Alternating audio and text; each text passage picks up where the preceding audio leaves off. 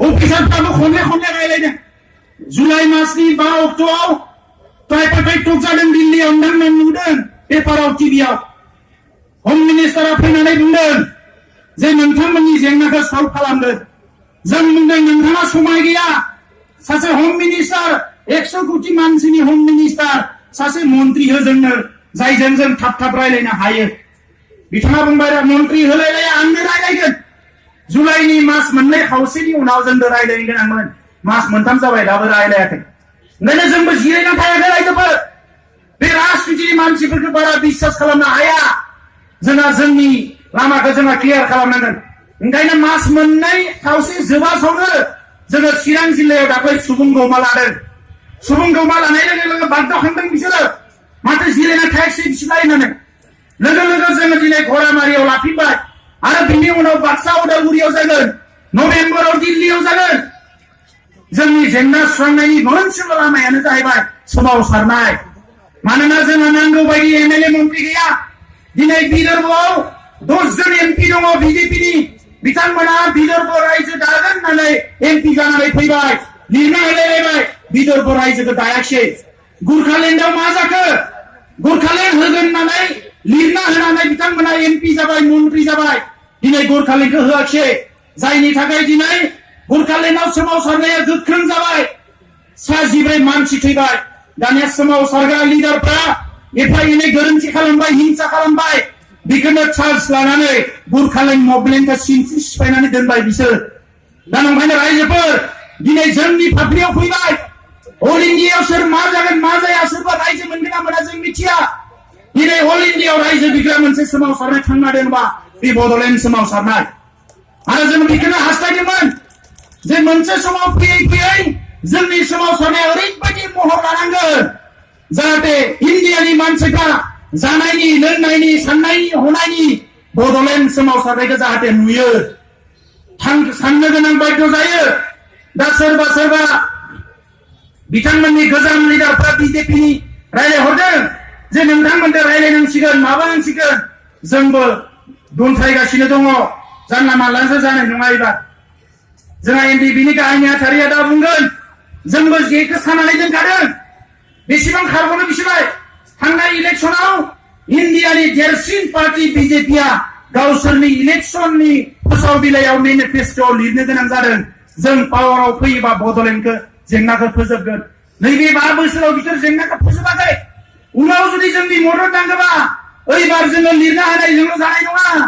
जोंनो भारत सरकारा बिथांमोना जों बिश्वास खालामनो हानाय रोखोमनि खामानि मावग्रोना देखायनांगोन अब्लासो जों बिसोरनो भट होगोन नङाबा जों होआ थारमाने रायजोफोर गिबिया सोमावसारनाय नैथिया जाबाय राजखान्थियावबो जोङो खौसे जानांगोन रायजोफोर इलेक्सन फैगोन सोरबा बायदिसिना फैनानै बुंफैगोन जाय जि बुङानो मानो जाय जि आफाद मावानो मानो सोमावसारालासिनो बर'फ्रा सिबिं गरसेबो मोनाखै रायजोफोर बिजि थसेबो मोनाखै ओंखायनो सोमावसारनायजोंनो राजनितियावबो थांफानांगोन जों बयबो खौसे जानांगोन रायजोफोर दिनै एनडिपि प्रग्रेसिभ एनडिपि मोननैबो खौसे आफाद हिसाबै खौसे जायाखै नाथाय बिथांमोना ज' गभर्नमेन्टआ सावरायबाय जोंनि थाखाय मोजां खोथा जोंहा फिसा मोनसे हानजा थाबोदों बाहेराव बेखौ लानानै माखासे सोंलु जादों ओंखायनो जों बिथांमोनखौबो खावलायदों जे बिथांमोनाबो सावरायनायाव फैनांगोन दिनै मानसि खावगोन बहाबा सोरखौबा गावथारनानै होगोन माबा माबि खालामगोन बेजोंथ' भारत सरकारा डिसिसनखौ लानाय नङा नाथाय जोंहा सावरायनाय बायदिसिना जेंनाफ्राव खहा जागोन बेफोर खोथाखौ बिसोरबो साननांगोन दिनै माखासेया जेलाव दङ दाख्लै बावै नोंथांमोना खोनादों फासि होनायनि खोथा ओंखारबावबाय बेखौ लानानै चिरांनि सुबुं गौमायाव जोङो सरकारखौ वार्निं होदों वार्निं सिदा होदों जोङो बिथांमोनखौ जे दिनै बिथांमोना फासि होनायसिम थांबाय नाथाय जोंनो न्याय जि होनांगौ थार बिजिरनाय जि होनांगौ जास्टिस जि होनांगौ बे खोथाखौ सानाखै ओंखायनो जों बुंदों दिनै जोंनि सोरबा संग्रामिखौ जुदि बिथांमोना बे लेभेलाव लाङोबा जोंबो बिथांमोना जे जोंनि 5,000 मानसि बुथारबाय बेखौ जोङो कर्टआव लाबोनांगोन होननानै आरो बे कर्टआ आसामनि कर्टआ लायाबा मा जादों सुप्रिम कर्टआव लाबोगोन सुप्रिम कर्टआव लायाबा मा जादों इन्टारनेशनेल कर्टआवबाबो लाबोनांगोन जों बिनि थाखाय रेडि जानांगोन रायजोफोर जोङो रावजोंबो गंलायनाय नङा दा बिदि होनानै आं सोरखौबा सिलाय लानानै गावलाबायनो हिंसा खालामनो थिनाखै रायजोफोर हिंसानि फिथाइया हिंसायानो जायो जों हिंसाखौ नागारनांगोन आन्दलनाबो जिउ थायो रायजोफोर दिनै जोंनि आन्दलना बयजोंबो लासै लासै अनसायजाबोनो हमदों सारा इन्डियायावनो मोनसे पपुलार आन्दलन जानो नागिरदों अफिसारफ्राबो दिनै बाख्नायनो गोनां जादों जोंनो माने पारमिसन नङाबाबो आन्दलन खालामनो होग्रा मोनसे थासारि फैबाय दा बेखौनो जोङो खाबु लानांगोन गोबां जायगायाव दा नंखायनो रायजोफोर बे आन्दलनखौ डिसिप्लिन सोरबाया जंखायनो हानाय बायदिसिना बुंनो हानाय बड'लेण्ड मोनागौमानि मालाया जोंखौ गाज्रि आखल दिन्थिदों जोंहा रावखौबो दिन्थिनाङा खाथि खालायाव थानाय मानसिफोरजों मोजां सोमोन्दो दा रायजोफोर मोजां सोमोन्दो लाखि राजखान्थियाव जोङो खौसे जानांगोन आरो बिनि उनाव लास्टआव थामथि जोंहा खोथाया जाहैबाय दिनै जोंनि गेजेराव दिनै गुबुन गुबुन हानजायाव बारस्लायनाय मानाय गोबां मानसिफोर ओंखारदों ओंखाम गैया माइरं गैया बायदिसिना साख्रि बाख्रि गैया होननानै लाइमोनफ्रा गुबुन गुबुन पार्टिफ्राव जाय पार्टिफ्रानिखि जोंखौ थगायो सोबख'यो बेफोराव थ्रोब हाबदों बेखौ खिन्थु साबधान खालामनांगोन रायजोफोर जोंनि सुथुरनि गोसोआ सोलायाखै जाय जोंखौ जिनाहारि खालामदों जाय जोंखौ न' बां सावदों जाय जोंखौ बुथारदों जाय जोंनि फिसाफोरखौ जेलाव सोदों जोंखौ बेंगुरा खालामदों बे मानसिफोरनि गोसोआ 1%बो सोलायाखै जोंबो थिग थानांगोन रायजोफोर दा ओंखायनो जोङो थिग जानांगोन मालाया जोंखौ गावस्रागोन जों गावस्राना गावस्राया मालाया जोंखौ खैसारि सागोन जों खैसारियाव गोग्लैना गोग्लैया 50 बोसोर जों मालायनि सानाय जियाव गोग्लैबाय जों बयबो सिमायखिरा लानांगोन जोङो दिनै रावबो मालायनि सानाय जियाव गोग्लैया जोङो गावनि लामाजों थांगोन जोङो बेखौ जोङो थिग खालामनांगोन रायजोफोर दा बारा गोलाव बुंला आङो रायजोफोर सोमावसारनाया थांबाय थागोन आं गोसो गोरबोनिफ्राय सनितपुर बिश्वनाथ आरो उदालगुरिनि बिसेसके जोंहा धेमाजिसिम दंफैयो बेवहाय लिडारफोर बयखौबो आङो साबायखर बावदों जे नोंथांमोना दिनै फैनानै बे हाबाफारिखौ साक्सेस खालामबाय दा सनितपुर हिसाबै फैगौ जानुवारियाव पन्चायत इलेक्सन जागोन होननानै बुंदों गेजेराव जों खनथामसो सरकारनि मानसिया रायलायबावगोन जोङो बिथांमोनखौ नारसिनगोन जुदि बे नारसिननायाव जायाबायदि मोनोबा आरो जोङो बेवहाय गिलु बालु सोमावसारनांगोन कारना जाहैबाय गोदो खोनादों जोङो बिएसि जानाय बिटिसि जानाय समाव बे हाग्राबारियाव मानसि गैया होननानै सोनो होआखै बिसोरो दाबो बेखौनो माथा मारिगासिनो दङ ओंखायनो जोंनिया जों लिडारफोरजों बयजोंबो रायलायबाय थादों ओइबार माबा मोनसे सुक्ति जायोबा बयनिख्रुइ गोनांसिन एजेन्डायानो जाबाय सानजानि सिमाखौ नारनांगोन जोंनि आबै आबौनि हा बियो सानजानि सिमाखौ नारनांगोन ओंखायनो आन्दलना हरै जा सानजा आन्दलना जोंहा खनले जानांगोन रायजोफोर गोख्रोंनिफ्राय गोख्रों आन्दलन जानांगोन सुथुरखौ जोङो फेजेननांगोन बोलोजों नङा सोलोजों नङा मेलेमजों नङा गोसोजों जेरै हाया जेरै जोङो सुथुरखौ दुर्बल खालामनांगोन आरो बिनि थाखाय जोङो सोमावसारनो नांगोन दिनै नैबे जे रायजोआव जों रायजो जादों बेवहाय नाय जोंजों जुजिनानै सोमावसारफानो हाग्रा बेवहाय रावबो जोलै गैया बेवहाय दा नंखायनो रायजोफोर जोङो बेखौ जाहाथे सिदा जायो खोथाखौ सानो गुबुन मोनसे खोथा जोबथारनायाव बुंनो नागिरनाया जाबाय बड'लेण्डखौ बोरै बरायनो नागिरदों रायजोफोर बड'लेण्डआ दिनै नङा गाबोन जागोन नाथाय बड'लेण्डखौ बोरै बरायनो आंनियाव मोनसे सोंलु फैदों जि सनानि बड'लेण्ड जिखौ लानानै रोजा बोसोर आर'नाइ खाम सिफुं जथा लानानै जोङो सेरजा सिफुं लानानै रायजो जागोन होननानै थिग खालामदों अनलायनानै ग्रोम बिदा फंबाय नों दानागार आं दानागार राव थुनलाइ हारिमु लानानै बुहुमनि बिखायाव रायजो जानो होननानै जों सोमावसारदों पुलिस मिलिटारिनि गुलिखौ जोङो नेवसिगोन बे सनानि बड'लेण्डखौ बोरै बरायनो रायजोफोर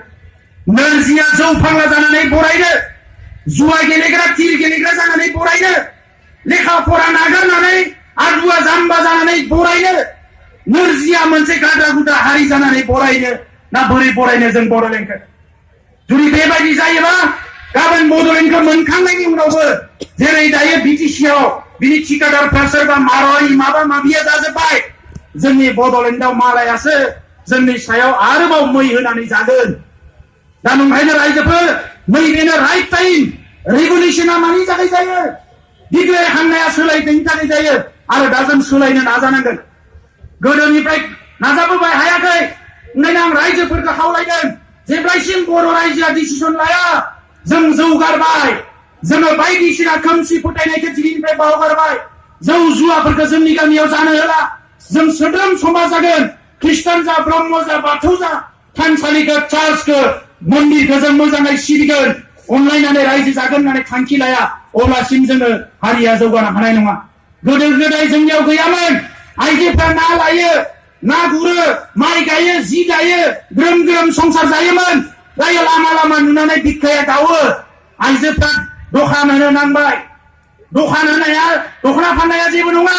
अन्थाइ बुग्राफ्राबो आइजोसो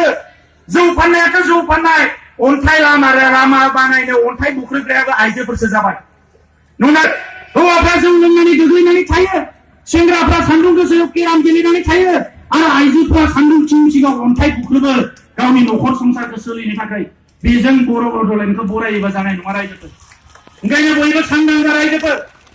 जोङो हादानावनो था जेरावनो था बे जोंनि हा बिनिफ्राय आरो जोंहा खारनायनि खोथा गैया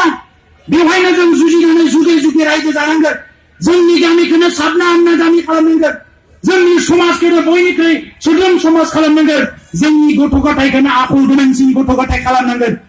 सोरबा दिनै मटर साइकेल सालायनानै बहाबा सौग्रावनानै थैदों जौ लोंनानै सौग्रावनानै थैदों हिनजावसा जा हौवासा जा बिमा बिफाया रांखान्थियाव दुर्बल जानानै गोदाव सोराव जानो हमदों बेफोरखौ खिन्थु कन्ट्रल खालामनांगोन रायजोफोर कन्ट्रल खालामनांगोन लेखा फरायनायखौ गोसो होनांगोन दा गोबां खोथा दङमोन आं बुंला जोंहा दैदेनगिरिफ्रा बुंबावगोन रायजोफोर लोगो मोननानै गोसोखौ थुलुंगाखांनाय मोनदों जोङो बेखौनो सानदों जे बे सोमावसारनायखौ मोनसे फिनिशिंआव लाबोनांगोन आरो दिनै बयनिख्रुइ मोजांसिन बोथोरा जोंनियाव फैबाय मोनसे समाव एनडिपि एबसु नायलायनो हायामोन बिएलटि एनडिपि नायलायनो हायामोन दिनै जोंनियाव मोनसे थासारि फैबाय जोङो दिनै गासैबो जोंनि दुखु मोननाय खुद्रिनाय गावजों गाव गाराय जालायलायनाय जखम जालायलायनाय बेखौ बावनानै बर'नि सार्थ'आव जोङो खौसे जानो फैदों आरो खौसेया दिनै जाबाय ओंखायनो दिनै आइयाफोर रायजो राजा बयबो ग्रोम ग्रोम ओंखारनानै जेरैखि जाया बर'नि जेंनाखौ सुस्रांनो थाखाय बयबो जानजि खाफ्रानानै दावगाबोनांगोन रायजोफोर ओंखायनो उननि समाव साननायफ्राव बयबो बाहागो लानांगोन खौरां बिलाइयाव ओंखारनांगोन सेंग्राफोरखौ आं जेरावबो खावलायबोदों जायफ्रा लेखा गोरों फेसबुक टुइटार माबा माबि थुबाय थायालासिनो जेला सोमावसारनाय जायो 10 दिन गाहाम सोमावसारनायनि पस्टखौनो आलादा आलादा खालामबाय थानांगोन बयबो हिन्दी रोंगो इंलिस रोंगो नरेन्द्र मदिया फुङाव नायोबा बिनि टुइटाराव जाहाथे फार्स्ट बड'लेण्डखौनो नुयो राजनाथ सिंह बिनि मबाइलखौ खेवनाय लोगो लोगोनो वाट्सएप टुइटाराव जाहाथे बियो बड'लेण्डखौनो नुयो बेबायदि खामानिखौ जों मावनांगोन मोनसेजों नङाबा मोनसेजों ओरै नङाबा ओरै लामाया खुनु बन्द जायाखै रायजोफोर आरो गुबुनखौ जेबो गिनांगौ गैया जों जोंनि मोन्थाइखौ बिनायाव जोंनि हायाव जोंनि आबै आबौनि हायाव जोंनि रायजोआव जोंनि हादोराव जोंनि बुहुमाव जोंनि मुलुगाव जोंनि अधिकार बिनायाव लाजिनांगौ गिनांगौ फासयनांगौ जेबो गैया बेवहाय बे आंनिसो खोथा आंनि खोथा बियो आं रावनिबो गिनाय सानाखै रावखौबो हिंसा खालामाखै दा बे खोथाखौ बुंबाय रायजोफोर रोजा रोजा साबायखर बावबाय आं बेखिनिखौनो बुंनानै खेबसेयाव फिन बिग्रायारिखौ हामलायनायखौ बावनानै आरोबाव लोगोसे दा थांफिनायाव जाहाथे बयबो मोजाङै थाङो बिनि सिगाङावनो आं खावलायखानानै दोनदों आरो साथामसो जोंहा गोनां दैदेनगिरिया गोनां खोथाफोरखौ लानानै बिबुंथि लाखिगोन बेवहाय जाहाथे नोंथांमोना बयबो खोनासङो आं बेखौ खावलायबाय दा जोबथारनायाव मोनसे स्ल'गान होनानै फोजोबगोन बयखौबो बाहागो लानो थाखाय खावलायबाय जय बर' हारि जय बर' हारि We want Bodoland We want Bodoland We want Bodoland